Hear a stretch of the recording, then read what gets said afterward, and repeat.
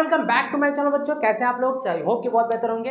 आज जो है इस वीडियो में हम डिस्कस करने वाले हैं अकाउंट्स का कुछ थ्योरी पोर्शंस, क्योंकि बहुत इंपॉर्टेंट होता है बच्चों कि अकाउंट्स का थ्योरी भी जानना है, क्योंकि प्रैक्टिकल तो हम लोग कर ही रहे हैं, ठीक है, साथ साथ थ्योरी पोर्शन भी करना बहुत इंपॉर्टेंट होता है। तो आइए हम लोग स्टार्ट करते हैं। जो थ्योरी पोर्शन कुछ जो हम लोग करना बहुत इंपॉर्टेंट है। फर्स्ट ऑफ ऑल हम लोग आज जानेंगे इस वीडियो में कि अकाउंट्स का डेफिनेशन होता है क्या है, अकाउंट्स का डेफिनेशंस क्या है, अकाउंट्स के बारे में हम लोग जरा सा पढ़ेंगे क्या होता है अकाउंट्स, अकाउंट्स बेसिकली है क्या, इसका हम लोग जरा सा डेफिनेशन पढ़ेंगे। So accounting is a process. Accounting क्या बच्चों? एक प्रोसेस है। जैसे हम लोग पहले भी डिस्कस किए थे कि अकाउंटिंग क्या होता है, तो जो भी हम लोग सिस्टमेटिक रिकॉर्ड हम लोग करते हैं किसी भी ट्रांजेक्शंस का, उसको हम लोग क्या बोल सकते हैं? अकाउंट्स बोल सकते हैं। बट अब सिस्टम है क्या? सिस्टम इज दैट, सिस्टम ये है, सिस्टम क्या? एक प्रोसेस है, ठीक है। तो प्रोसेस क्या है? देखो, accounting is a process of recording. What? Recording. किस चीज़ का रिकॉर्ड करेंगे बच्चों? जो भी हम लोग का ट्रांजेक्शन होगा, transaction in form of monetary transaction. याद रखना है कि हम लोग का मनी वैल्यू में ट्रांजेक्शन होना बहुत जरूरी है, ठीक है। उस ट्रांजेक्शन को हम लोग क्या करेंगे? रिकॉर्ड। अच्छा, कैसे रिकॉर्ड करेंगे बच्चों? रिकॉर्ड हम लोग करेंगे in the form of journal. जो हम लोग जर्नल एंट्री हम लोग ऑलरेडी किए हैं, ठीक है, in the form of journal हम लोग क्या करते हैं? रिकॉर्ड करते हैं। आफ्टर दैट उसको क्लासीफाई करते हैं।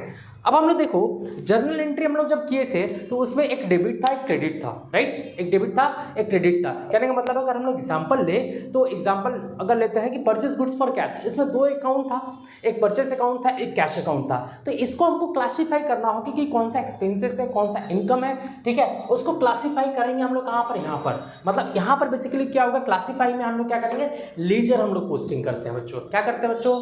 लेजर पोस्टिंग करते हैं, ठीक है। सो ये दो प्रोसेस हो गया। पहले हम लोग क्या, पहले का प्रोसेस क्या हम लोग का? फर्स्ट प्रोसेस हम लोग क्या करेंगे? जितना भी मॉनेटरी ट्रांजेक्शन होगा उसको रिकॉर्ड करना है। याद रखना है, ट्रांजेक्शन वो भी in the form of money value, उसको हम लोग क्या करेंगे? रिकॉर्ड करेंगे। एंड आफ्टर दैट हम उसको क्या करना है? क्लासीफाई करना है, ठीक है। मतलब उसको लेजर में पोस्टिंग करना है। अच्छा, क्लासीफाइंग के बाद उसके बाद क्या हुआ? समराइजिंग।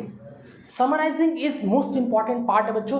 समराइजिंग कहने का मतलब क्या होता है? समराइजिंग मतलब होता है कि preparation of trial balance and financial statement. हम लोग अकाउंट्स, हम लोग किसी भी बिजनेस यूनिट का अगर हम लोग अकाउंटिंग कर रहे हैं तो उसका ट्रायल बैलेंस बनाना जरूरी है और साथ साथ फाइनेंशियल स्टेटमेंट बनाना जरूरी है। वो कहाँ पर इन्वॉल्व होता है बच्चों? वो समराइजिंग में दिखता है। कहाँ पर होता है? समराइजिंग में, ठीक है। तो समराइजिंग बेसिकली किस चीज के लिए है? It involve preparation of trial balance and the financial data of a business unit, right? Next is the analysis. अच्छा, ये दोनों समझ में आया?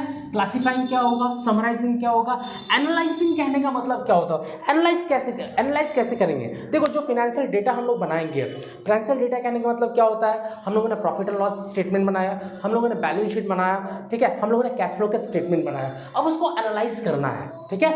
एनालाइज करने का मतलब क्या होता है? हमको देखना होगा प्रॉफिट एंड लॉस और बैलेंस शीट का। इसमें क्या होता है? बेसिकली रेशियो के बारे में हम लोग डिस्कशन करते हैं। And the last one is interpreted, ठीक है। इंटरप्रिटेड मतलब कहना क्या होता है? जो भी मेरे पास फाइनेंशियल डेटा है, ठीक है, उसका जो मीनिंग है, सिग्निफिकेंस का एक्सप्लेनेशन बहुत इंपॉर्टेंट है, ठीक है। कौन सा एक्सपेंसेस है, कौन सा इनकम है, कौन सा एसेट्स है, ठीक है। तो इन सब का एक्सप्लेनेशन बहुत जरूरी होता है। दैट इज द इंटरप्रिटेशन, ठीक है, of the financial transaction and the communicating the result. उसके बाद ये सारा कुछ करने के बाद जो भी रिजल्ट आउटकम होगा, there are to the person interested in such information. मतलब इस इंफॉर्मेशन के लिए जो भी पर्सन इंटरेस्टेड है उनके साथ कम्युनिकेट किया जाएगा। So this is all the accounting definition बच्चों। सो अकाउंटिंग बेसिकली क्या है? प्रोसेस है, जहाँ पर ये सारा प्रोसेस हम लोग फॉलो करते हैं, रिकॉर्डिंग करते हैं, क्लासीफाइंग करते हैं, समराइज करते हैं, एनालाइज कर सकते हैं। उसके बाद इंटरप्रेटेट करेंगे किस चीज़ को? फाइनेंशियल ट्रांजेक्शंस को। ऑब्वियसली फाइनेंशियल ट्रांजेक्शन ही सारा जड़ है सब चीज के लिए, ठीक है।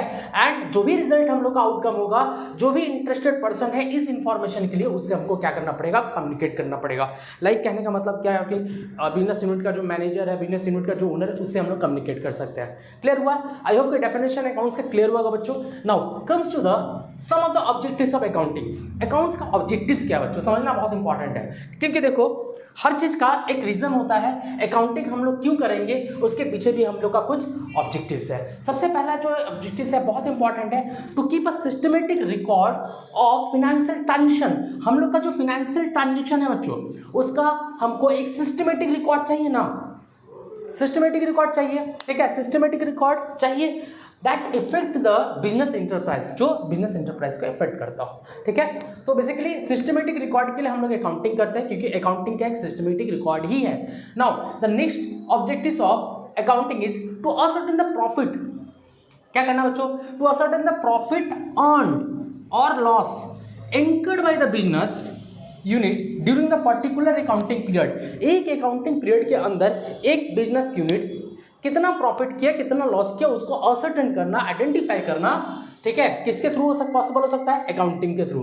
क्योंकि हम लोग अकाउंट्स में क्या करते हैं, प्रॉफिट एंड लॉस स्टेटमेंट बनाते हैं, ठीक है, जहां से हम लोग का प्रॉफिट या लॉस हम लोग को आइडेंटिफाई कर पाते हैं, ठीक है। आई होप कि दोनों पॉइंट बहुत अच्छी तरह क्लियर हुआ होगा।